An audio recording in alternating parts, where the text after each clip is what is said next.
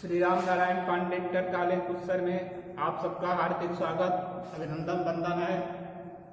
जैसा कि प्यारे बच्चों, हमने आपको सामाजिक विज्ञान के अंतर्गत क्लास 10 का जो लेसन है इंडो चाइना आंदोलन राष्ट्रवाद की नींव के अंतर्गत वियतनाम पर कैसे लोगों ने अधिकार किया, औपनिवेशिक देशों ने, फिर उसका शोषण शुरू होता है, वहां के शिक्षण संस्थानों पर अटैक होता है फ्रांसीसियों का। अब जब वहां का विद्यार्थी वर्ग जगता है, वहां का बुद्धिमान वर्ग जगता है, तो सिर्फ जगने से हालात नहीं सुधरते हैं।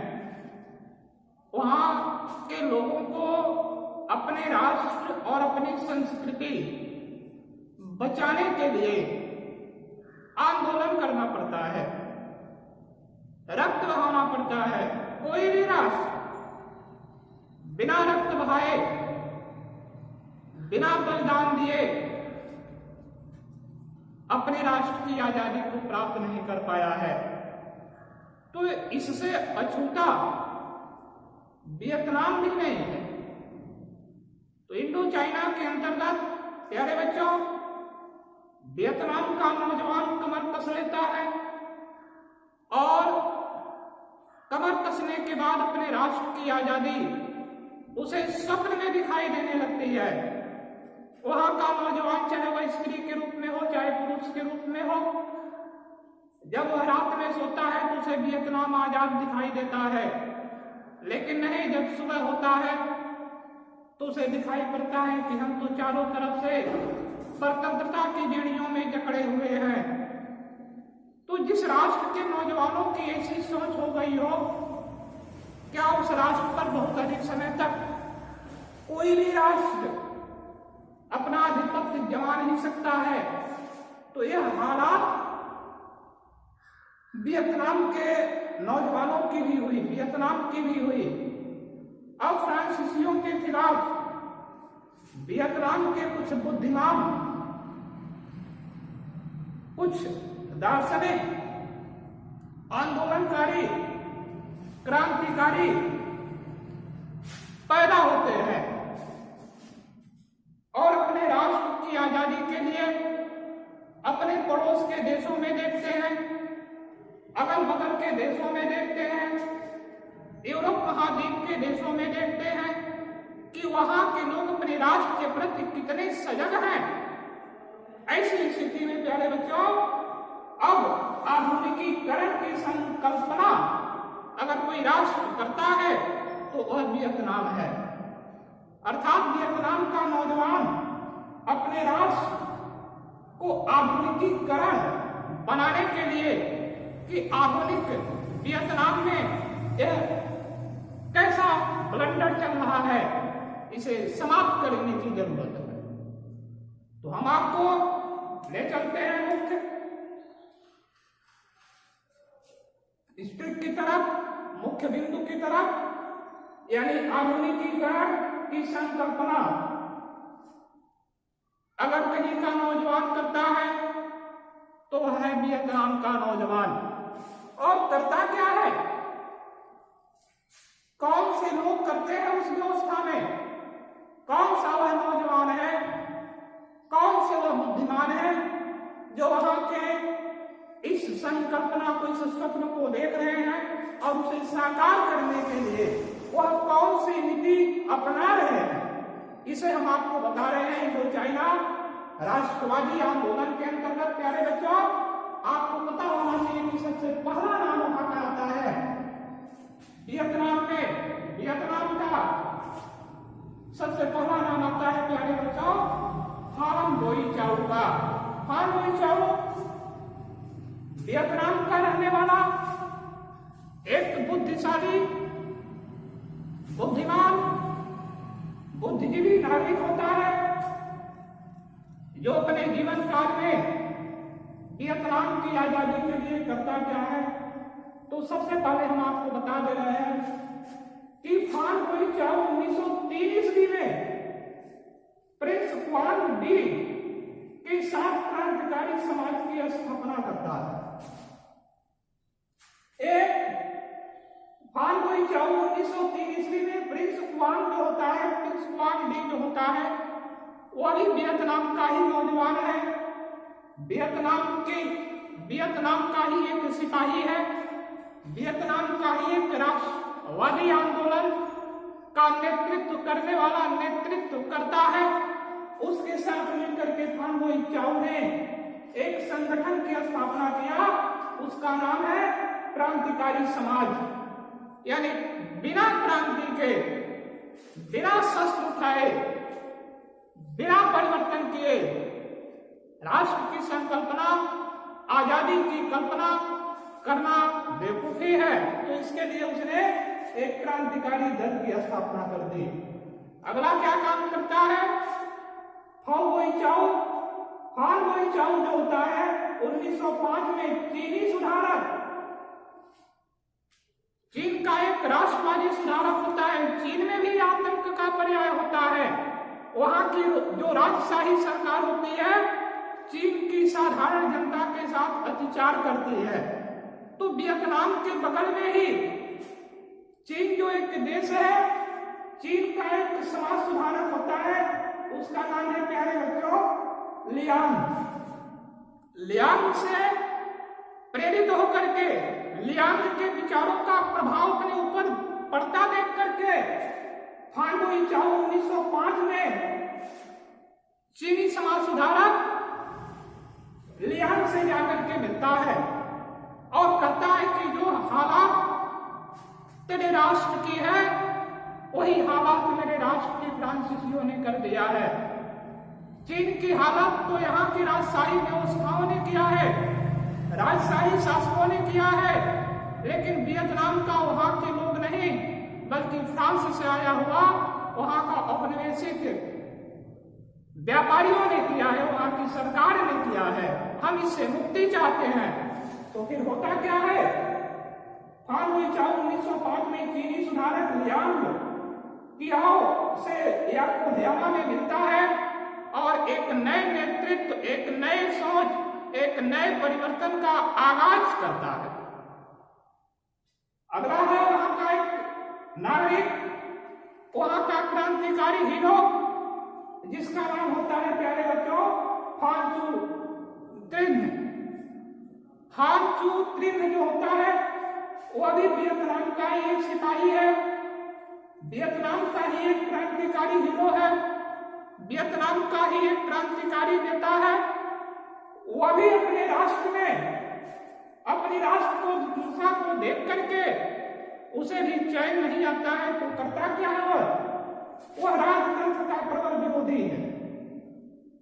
ये कहता है कि राजतंत्रात्मक व्यवस्था पूरी दुनिया से उखाड़ करके फेंक देनी चाहिए, अन्यथा किसी भी राष्ट्र का उद्धार नहीं होगा और गणतंत्रात्मक राज्य की स्थापना नहीं हो सकती है, लोकतंत्रात्मक राज्य की स्थापना नहीं हो सकती। तो ऐसी सोच को रखते हुए फान चू त्रिन ने राजतंत्रात्मक व्यवस्था का जबरदस्त विरोध करता है।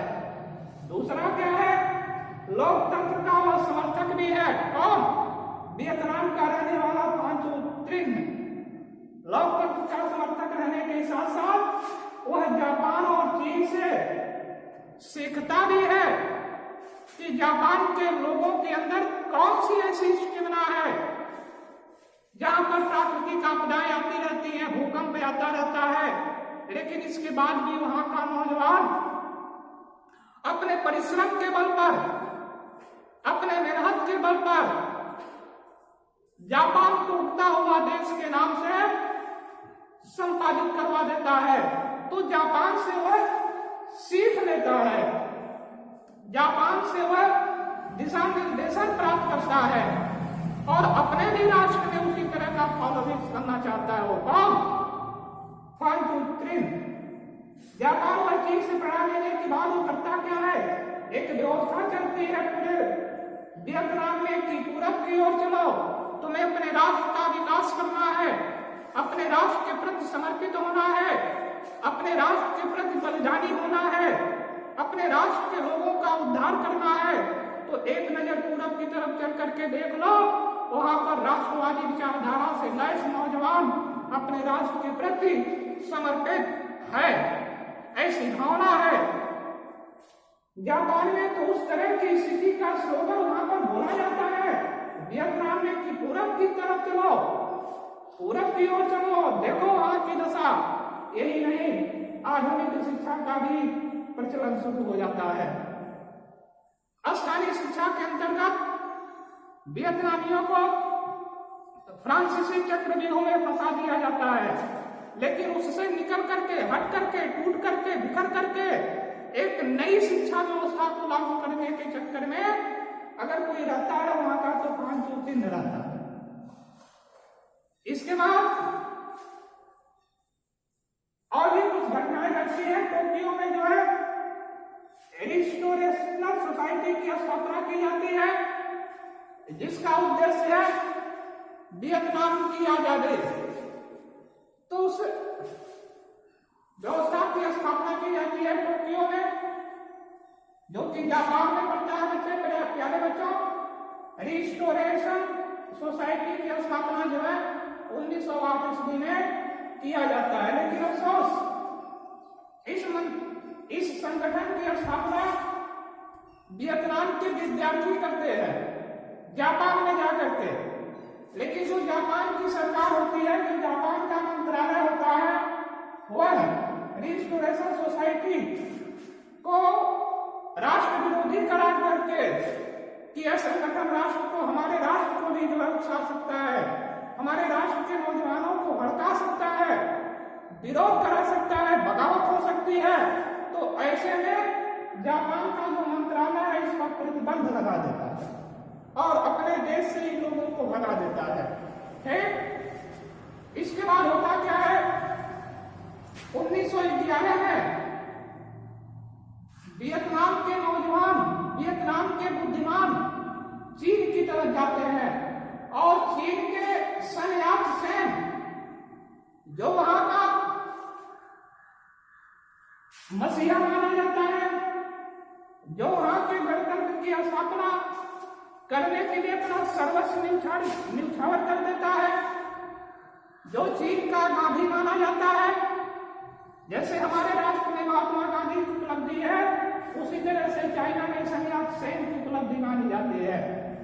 यानी वही त्याग, वही तपस्या, वही सोच और वही स्वप्न सन यात सेन जी चीन में देखते हैं। तो चीन से भी जो है वियतनाम के लोग सीख लेते हैं और 1911 में चीन में गणतंत्र की स्थापना हो जाती है। राजशाही व्यवस्था वहां से उभर करके हमेशा के लिए निकल जाती है।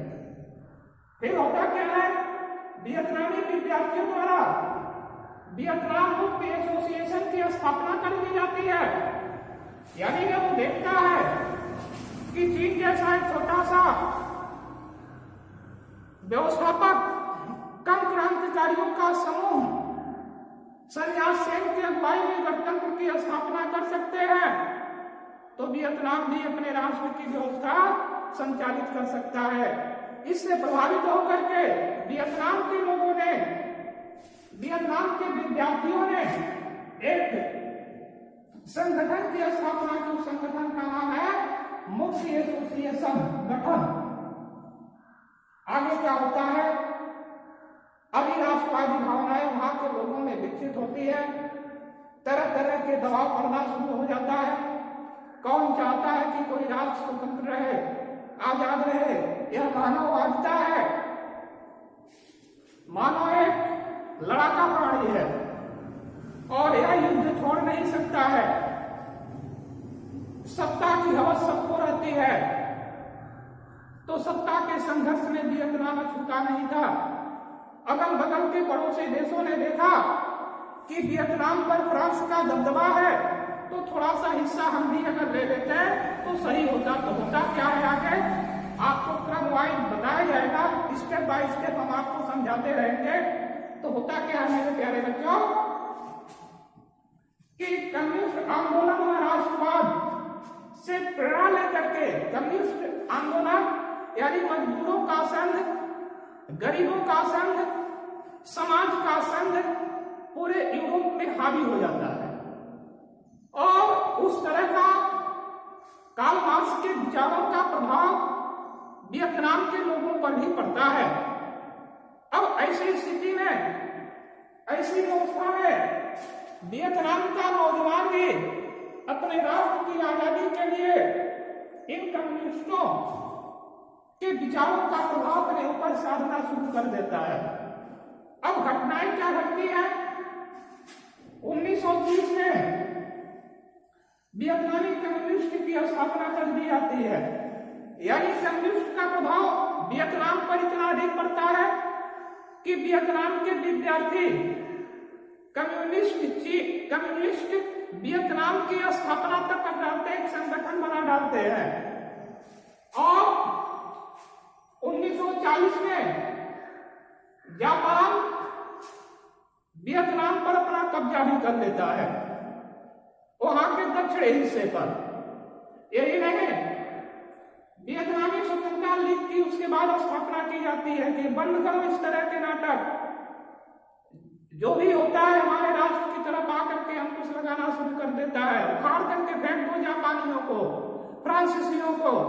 अब वहां का नौजवान हथियार उठाने के लिए विवश हो जाता है और उसी समय